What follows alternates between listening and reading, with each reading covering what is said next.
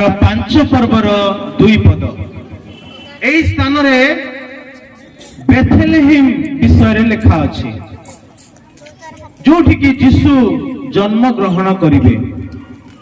तो जदि आमने यीशु को जन्म विषय जदि देखिबा तांकरी जन्म आमने समस्त को जन्म अपेक्षा गोटे डिफरेंस गोटे स्पेशल अटे। आमने बायोलॉजिकली आमने समस्त कौन हिचु जन्म ग्रहण करिछु किंतु प्रभु यीशु ख्रीष्ट कर जन्म एक भिन्नतम अटे। तांकरी जन्म एक उद्देश्य मूलक अटे। तांकरी जन्म एक योजना अटे। तांकरी जन्म एक प्रोफेसाई अटे। तांकरी जन्म द्वारा आमने जीवन प्राप्त हेलु। तांकरी जन्म द्वारा जगत को परित्राण उद्धार आसिला। हालेलुया हालेलुया हालेलुया हालेलुया। तेबे प्रभु यीशु ख्रीष्ट जन्म ग्रहण करिले सत किंतु एते बड़ बड़ शहर थिला, एते बड़ बड़ जगह थिला, एते बड़ देश थिला, को जगह रे से जन्म ग्रहण करिवा पई इच्छा करि नहंती किंतु से गोटे जगह बाछिले। को जगह सेटा बेथलेहेम। को जगह बाछिले बेथलेहेम बेथलेहेम नहीं कि समस्त कहबा Bethlehem Bethlehem Bethlehem Bethlehem Bethlehem. आवाज आसुनी बेथलेहेम गुड। तो प्रभु यीशु ख्रीष्ट जिहुदार बेथलेहेम रे कोन कले जन्म ग्रहण करिबा पई बाछिले। तेबे यीशु ख्रीष्ट बेथलेहेम रे काहे कि जन्म हेले? Why Jesus or God chose Bethlehem to born? काहे कि बेथलेहेम रे जन्म ग्रहण करिबा पई से इच्छा कले बा से जन्म हेले सेई जगह रे। What is the specific things? कोन तार रहस्य बेथलेहेम रो रहस्य कोन अटे? से को जेरूशलेम रे काहे कि आ इच्छा कले नै?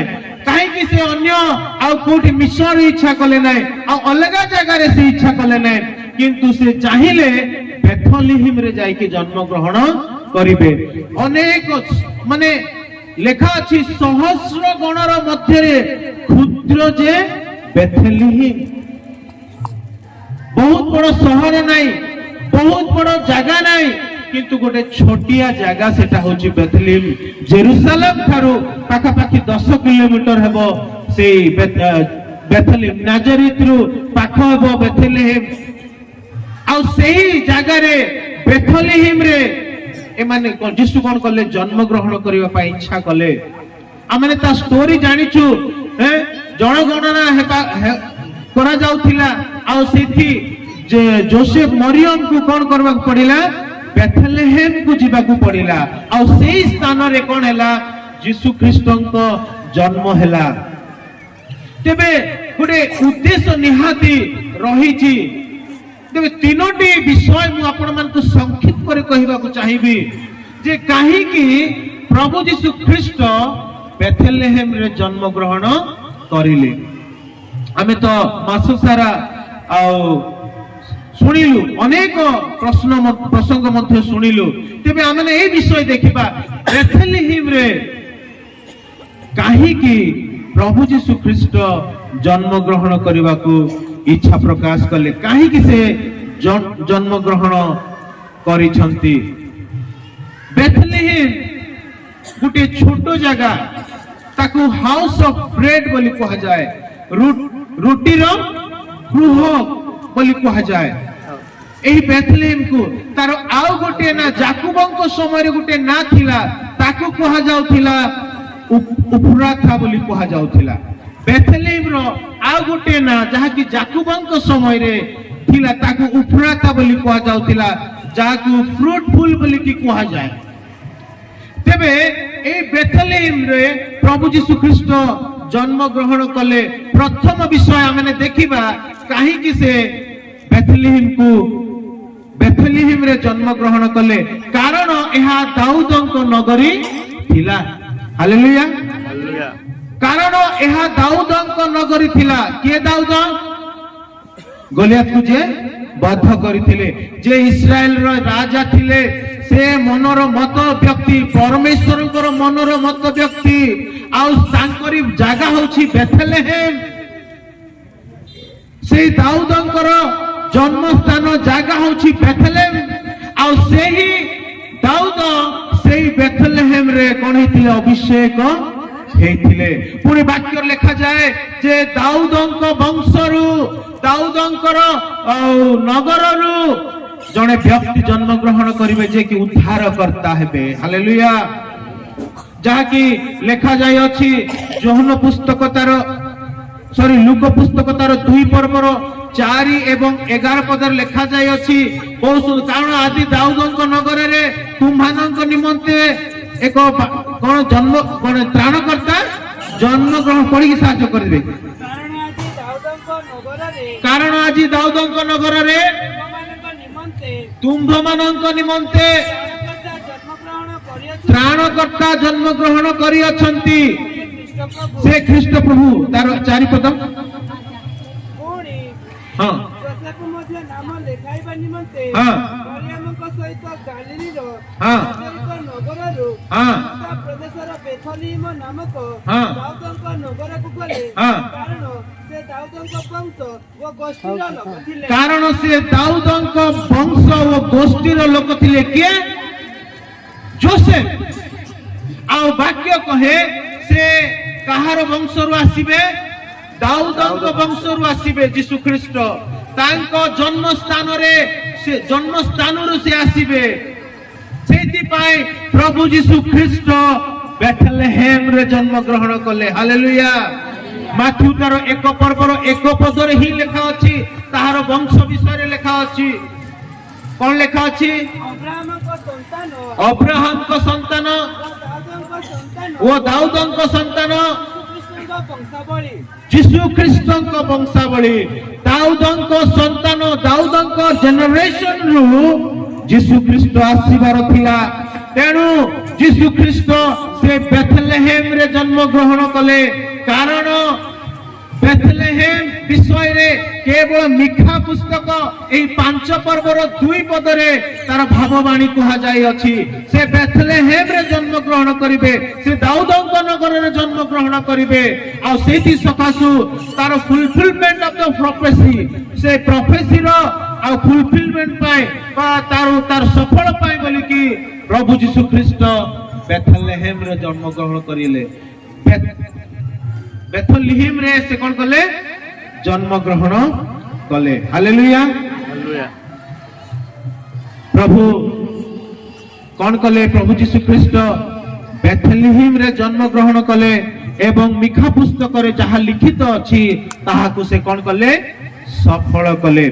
ଦ୍ୱିତୀୟ ବିଷୟ ଦେଖିବା। ଦ୍ୱିତୀୟ ବିଷୟ କଣ? ଆମେ ପ୍ରଥମ ବିଷୟ ଦେଖିଲୁ ଯେ କ୍ରୋନିକୋଲୋଜି ରିଜନ କଣ ଥିଲା ବା ତାର କାଳାନୁମାନିକ କାରଣ କଣ ଥିଲା ଆମେ ଦେଖିଲୁ ଯେ ଏହା ଦାଉଦଙ୍କ ନଗରୀ ଥିବା ହେତୁରୁ ତାହା ପ୍ରଫେସି ହେଇଥିଲା। ସେଇଥିପାଇଁ ପ୍ରଭୁ ଯୀଶୁ ଖ୍ରୀଷ୍ଟ ବେଥଲେହେମ ରେ ଜନ୍ମ ଗ୍ରହଣ କଲେ। ଏବଂ ଦ୍ୱିତୀୟ ଥିଓଲୋଜିକାଲ ରିଜନ କଣ ଥିଲା? ବେଥଲେହେମ ରେ ସେ ଜନ୍ମ ଗ୍ରହଣ କଲେ ବା ଏହି ପାରମାର୍ଥିକ କାରଣ କଣ ଥିଲା ଯେ ପ୍ରଭୁ ଯୀଶୁ ଖ୍ରୀଷ୍ଟ ବେଥଲେହେମ ରେ ଜନ୍ମ ଗ୍ରହଣ କଲେ। ଏହି ବେଥଲେହେମ ଉଫ୍ରାତା, ଯାହାକୁ ଉଫ୍ରାତା ବୋଲିକି କୁହାଯାଏ, ତାହାର ଅର୍ଥ ଯୀଶୁଙ୍କର ଏହି ବେଥଲେହେମ ଯୀଶୁଙ୍କର କାର୍ଯ୍ୟ ସ୍ୱଭାବକୁ ପ୍ରକାଶ କରେ। ଏହି ବେଥଲେହେମ ଯୀଶୁଙ୍କର କାର୍ଯ୍ୟ ଓ ସ୍ୱଭାବକୁ କଣ କରିଛି? ପ୍ରକାଶ କରିଛି। କାରଣ ବେଥଲେହେମ ଗ୍ରାମର ଅର୍ଥ ହାଉସ ଅଫ ବ୍ରେଡ। ବେଥଲେହେମ ର ଅର୍ଥ କଣ? ହାଉସ ଅଫ ବ୍ରେଡ ବା ରୁଟିର ଗୃହ। ରୁଟିର ଗୃହ ହେଉଛି ଏହି ଅର୍ଥ। ବେଥଲେହେମ ର ଅର୍ଥ ହେଉଛି ରୁଟିର ଗୃହ। ଯୋହନ ପୁସ୍ତକ ତାର 6 ପର୍ବର 35 ପଦ ଯଦି ଦେଖିବା, ସେଥିରେ ଯୀଶୁ କହିଲେ ସେହି ଜୀବନଦାୟକ ଆହାର ମୁଁ ବୋଲି କହିଲେ, I M the bread of life. ତ ତା ସହିତ ସାମଞ୍ଜସ୍ୟ ରହିଛି ଯେ ପ୍ରଭୁ ଯୀଶୁ ଖ୍ରୀଷ୍ଟଙ୍କ ବିନା ଆମମାନେ ଆତ୍ମିକ ଭାବରେ ପରିତୃପ୍ତ ହେଇପାରିବା ନାହିଁ। ଯୀଶୁ ହଉଛନ୍ତି ଆହାର, ଯୀଶୁ ହଉଛନ୍ତି ସେଇ ଖାଦ୍ୟ, ଯୀଶୁ ହଉଛନ୍ତି ସେ ବ୍ରେଡ୍, ସେ ରୁଟିର ଗୃହ ଯୀଶୁ ଖ୍ରୀଷ୍ଟ ଅଟନ୍ତି। ଆଉ ସେଥିପାଇଁ ସେ ବେଥେଲିହିମ୍ କୁ ବାଛିଲେ ଜନ୍ମ ଗ୍ରହଣ କରିବା ନିମନ୍ତେ। ଆଉ ଗୋଟେ ଅର୍ଥ ଯାକୁବଙ୍କ ସମୟରେ ଏହି ବେଥେଲିହିମ୍ କୁ କଣ କୁହାଯାଉଥିଲା? ଉପ୍ରାତା କୁହାଯାଉଥିଲା। ଜେନେସିସ୍ ବା ଆଦି ପୁସ୍ତକ 35 ପର୍ବର ତାର 19 ପଦରେ ଲେଖା ଅଛି ଉପ୍ରାତା। ପଢି ସାହାଯ୍ୟ କରନ୍ତୁ ପିଲା। ହଁ,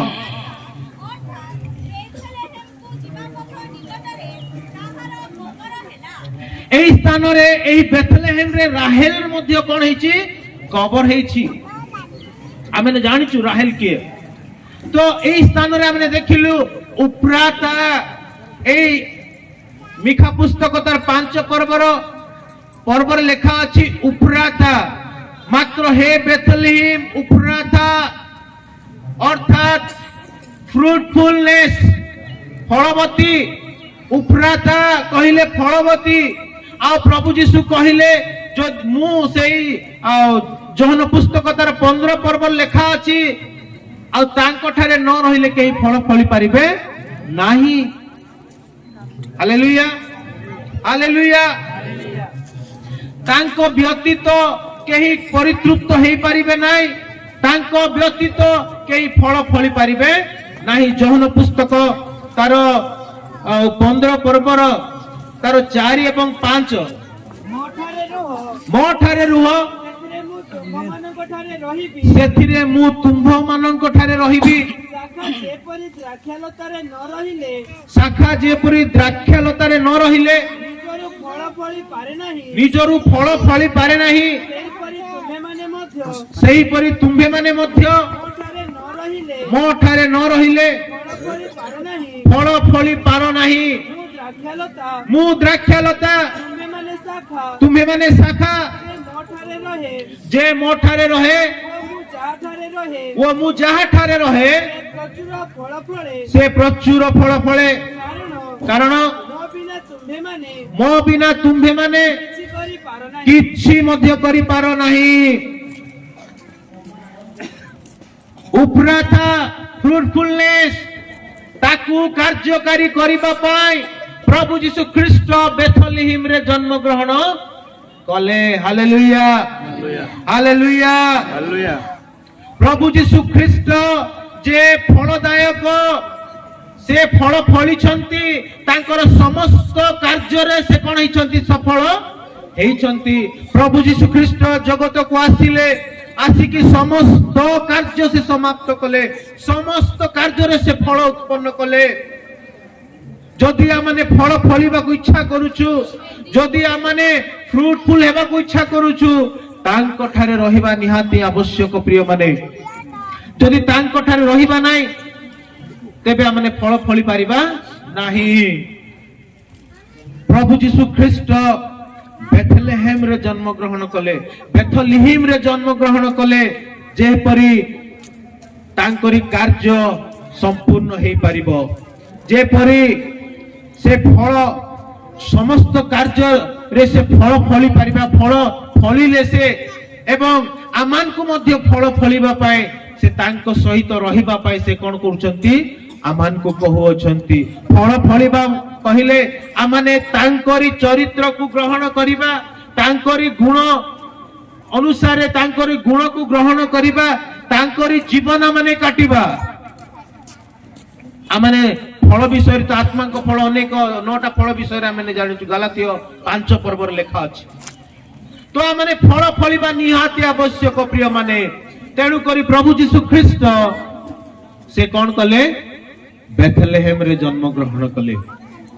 ପୁଣି ତୃତୀୟ ବିଷୟ, କାହିଁକି ପ୍ରଭୁ ଯୀଶୁ ଖ୍ରୀଷ୍ଟ ବେଥଲେହେମ୍ ରେ ଜନ୍ମ ଗ୍ରହଣ କଲେ? କାରଣ ଏହା ଗୋଟେ ଛୋଟ ଗ୍ରାମ ଅଟେ। ଏହାକୁ ଗୋଟେ अंडर एस्टिमेट करा जाउथिबा ग्राम बेथलेहेम गोटे छोट गाँ प्रभु जीशु ख्रीस्ट से जड़े परमेश्वर अटंती तांकरी राज्य स्वर्ग राज्य अटे से उच्च स्थान रे थिबा लोक से चाहिथिले कोनोसी राजा घरे जाई कि जन्म ग्रहण करि पारि थांते से चाहिथिले गोटे प्रासाद रे किबा जे कोनोसी गोटे बड़ शहर रे जन्म ग्रहण करि थांते अमेरिका पर जगह रे जन्म ग्रहण करि थांते किंतु से गोटे छोटो जगह बेथलेहेम को से बाछिले ताकू नम्रता बोली कि कहा जाउछि हम्बलनेस हम्बल विलेज हम्बल ग्रामटे नम्रतार ग्राम ताकू कहा जाए एई बेथलेहेम को नम्रतार ग्राम बोली कि कहा जाए प्रभु जीशु ख्रीस्ट से उच्च हेले हैं से ईश्वर हेले हैं से कौन कले बेथलेहेम गोटे छोट जगह को आसिले जोठी की तांको जन्म हेबा पाई स्थान नाही जोठी की तांको रहिबा पाई जगह नाही जन्म नेबा पाई जगह नाही सेही जगह को बाछिले आ कोठी से जन्म ग्रहण कले गुहाळ घरे नै कि से गुहाळ कुंड रे सोइले गुहाळ घरे जन्म हेले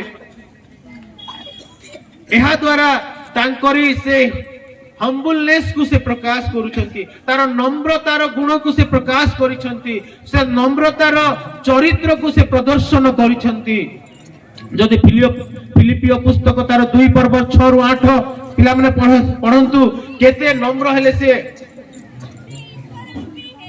हां हां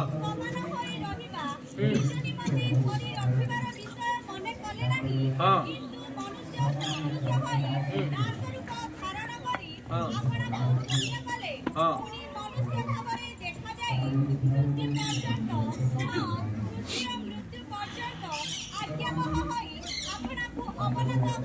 आपना को अवनत बोले क्रूश पर्यंत मृत्यु पर्यंत से ईश्वर हेले मध्य से ईश्वर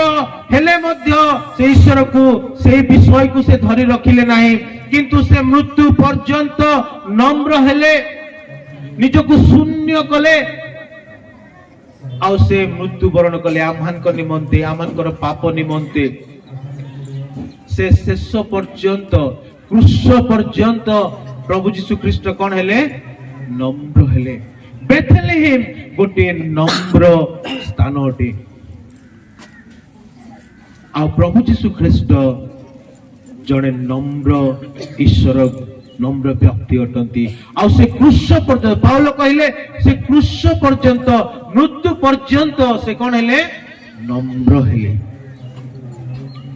सेथि पाई प्रभु जीशु ख्रीस्ट बेथलेहेम रे जन्म ग्रहण कले प्रथम रे जेपरी मिखा पुस्तक सफल हेबो एथि निमंते से प्रोफेसी को फुलफिल करबा पाए बोली कि से बेथलेहेम रे जन्म ग्रहण कले पुनी द्वितीय रे से जे आमानकर जीवंत हार आमाने तांको द्वारा ही फल फली परिबा तांको द्वारा ही परितृप्त हेई परिबा सेथि पाए से कौन कले बेथलेहेम रे जन्म ग्रहण कले पुणी शेष रे आमे जेपरी नम्र हेबा आमे मध्य तांको सदृश जेपरी नम्रतार आचरण देखाइबा आचरण करिबा नम्रतार गुण आमानकर जीवन द्वारा हेई पारिबो एथि पाई से बेथलेहेम रे जन्म ग्रहण कले एवं निजको नम्र कले को पर्यंत क्रूश पर्यंत मृत्यु पर्यंत से नम्र कले निजको तेणु जदि परमेश्वर जे कि 100 भाग मनुष्य 100 भाग ईश्वर थिले से जदि एते नम्र होचंती तांकठारे समस्त अधिकार अछि तांकठारे समस्त क्षमता रही अछि तांकठारे समस्त पावर अछि तथापि से निजको नम्र कले तेबे आमाने केते परिमाण रे निजको नम्र करिबा तांकरी से नम्रतार गुण आमठारे जदि आमाने प्रदर्शन करिबा तेबे परमेश्वर महिमान्वित हेबे परमेश्वर गौरवान्वित हेबे आमाने जो क्रिसमस बड़ दिन पालन करछु तार प्रकृत बड़ दिन सेलिब्रेशन ଆମଙ୍କ ଜୀବନରେ ହେଇପାରିବ। କେବଳ ଭଲ ମନ୍ଦ ଖାଇବା, କେବଳ ଆମମାନଙ୍କର ପୋଷାକରେ, ଏହା କେବଳ ଆମମାନଙ୍କର ଖ୍ରୀଷ୍ଟମାସ ନୁହେଁ, କିନ୍ତୁ ଆମେ ଯଦି ପର ପ୍ରଭୁ ଯୀଶୁଙ୍କର ଆଚରଣ ନିଜ ଜୀବନରେ ରଖିବା ଏବଂ ତାକୁ ସେଇ ପ୍ରକାର ଜୀବନ କାଟିବା, ତେବେ ନିଶ୍ଚିତ ଭାବରେ ଏହି ଖ୍ରୀଷ୍ଟମାସ ଗୋଟେ ସ୍ପେଶାଲ ଆମମାନଙ୍କ ପାଇଁ ହେବ। ଆମେ ଫଳ ଫଳିବା ଆବଶ୍ୟକ। ଆମେ ଯଦି କ୍ଷୁଧିତ ଅଛୁ, ଆତ୍ମିକ ଭାବରେ ଯଦି ଆମେ କ୍ଷୁଧିତ ଅଛୁ, ତେବେ ସେ ହିଁ ଆମକୁ ପରିତୃପ୍ତ କରିବେ। ଯଦି ଆମେ ଫଳହୀନ ଅଛୁ, ସେହି ତାଙ୍କଠାରେ ରହିବା ଦ୍ୱାରା ଆମେ ଫଳ ଫଳିବା। ପୁଣି ତାଙ୍କଠାରେ ଆମେ ଯଦି ବିଶ୍ୱାସତାର ଜୀବନ କାଟିବା, ତେବେ ଆମେ ନମ୍ରତାର ଆଚରଣ କରିବା ଏବଂ ଶେଷ ପର୍ଯ୍ୟନ୍ତ ଆମେ ନମ୍ର ହେବା, ଯାହା ଫଳରେ ପ୍ରଭୁ ଆମକୁ ଉନ୍ନତ କରିବେ। ବାକ୍ୟ ଲେଖା ଅଛି, humble yourself then God will lift you up। ନିଜକୁ ନମ୍ର କର, ତେବେ ପ୍ରଭୁ ତୁମକୁ ଉନ୍ନତ କରିବେ। ପ୍ରଭୁ ଏ ଅଳ୍ପ ବାକ୍ୟରେ ଆମମାନଙ୍କୁ ଆଶୀର୍ବାଦ କରନ୍ତୁ। ଆମଙ୍କର ପାଷ୍ଟର ଆଜ୍ଞା ପ୍ରାର୍ଥନା କରିବେ। ଆସନ୍ତୁ ପ୍ରାର୍ଥନା କରିବା। ବାକ୍ୟ ରୂପୀ ପବିତ୍ର ପରମେଶ୍ୱର ଧନ୍ୟବାଦ ଦେଉଛୁ ପ୍ରଭୁ, ପ୍ରିୟତମ ଦାସଙ୍କୁ ବ୍ୟବହାର କରି ତୁମ ପବିତ୍ର ବାକ୍ୟର ନିଗୁଡ଼ ତତ୍ତ୍ୱକୁ ଆମ ପ୍ରତ୍ୟେକ ଜୀବନରେ ପ୍ରକାଶ କରିଛ ପ୍ରଭୁ। ସେହି ବାକ୍ୟ ଅନୁଯାୟୀ ଯେପରି ଆମେ ନିଜକୁ ନମ୍ର କରିବୁ, ତୁମେ ସାହାଯ୍ୟ କର, ଦୟା କର। ପ୍ରିୟତମ ଦାସଙ୍କୁ ତାଙ୍କ ସେବା ଜୀବନକୁ, ପରିବାରକୁ ମଙ୍ଗଳ କର। ଧନ୍ୟବାଦ ଯୀଶୁଙ୍କ ନାମେ ମାଗୁଅଛି, ଆମେନ୍। ହାଲେଲୁୟା। ପ୍ରଭୁଙ୍କର ମହା